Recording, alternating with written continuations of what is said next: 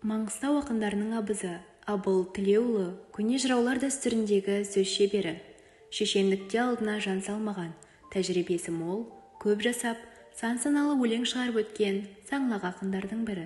Абыл Тілеуұлы халық өміріндегі мәдени оқиғаларға назар аударып, елдік пен ерлікті толғап, әділетсіздік пен озбырлықты аяусыз жинеген өткір жырлармен халық арасында кең танылған. 1777 жылы 1 қаңтарда Маңғыстау өңірінде дүниеге келген. Әкесінің есімі Тілеу, атасының есімі Өтембет. Тұрмысы нашар отбасында өссе де, жасынан өжет алғыр болған. Өсе келе ел мен жер аралап, өз дарынымен таныла бастаған. Атырау, жалпы Батыс Қазақстан өңірінде кеңінен беделге ие болып, сыйлы да беделді бай балғандармен жақсы араласып, атақты ақын жазушылармен етене жақын болады. Абылды өзінен кейінгі көп ақындар жақсы білген, өздеріне ұстаз тұтқан. Мұрат, Нұрым, Қашаған, Ақтан, Сәтқұл сияқты бір топ ақындар легі Абылдың талантына бас иген. Дәл осы ретте адайдың 5 жүйрігі қалыптасқан, Батыс өңірінің 5 айшықты жұлдызындай әрбірі өз алдына жыр дария. Ақын жырлары Қарақалпақстан, Түркменстан, Иран, Ауғанстан, Түркия елдеріндегі қазақтар арасында да кеңінен мәлім болған. Абыл Батыс Қазақстан аймағын Қарақалпақ, Түркмен және де тағы да басқа елдерді аралап, өзі тұтас ақындармен өнер сайыстырған.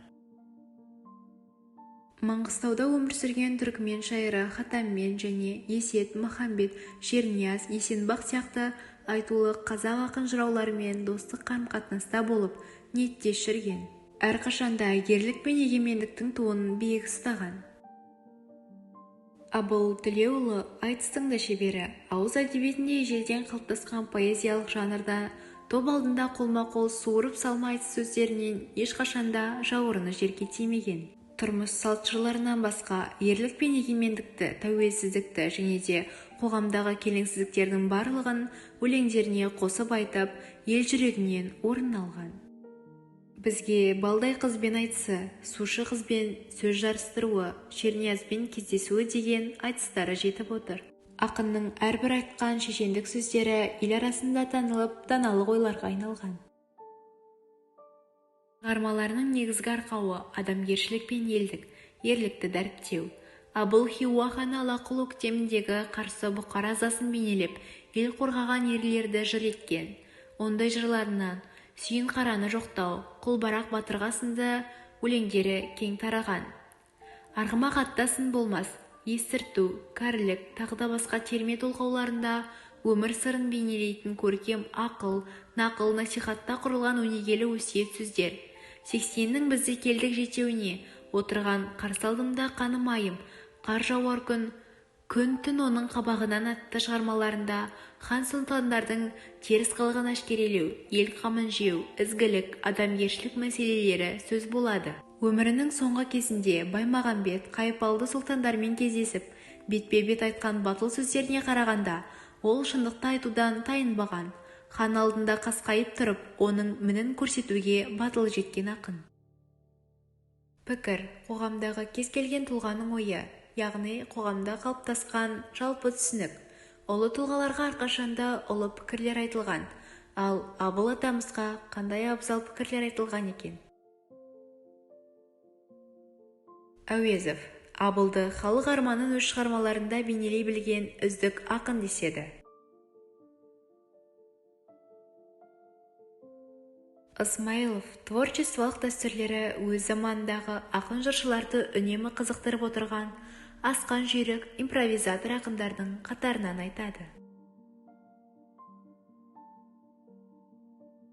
Жұмалиев Абылды қазақ жерінің батыс аймағындағы әдеби ортаның ірі өкілдерінің бірі деп көрсетеді. Бұл пікірлер Абыл туралы бірден-бір әділ баға. Ол өз дәуірінің елеулі мәселелеріне үн қосып, сыпыра жырау негізін салған, Қырымның 40 батыры сияқты батырлық дастандарын дамыта жырлаған.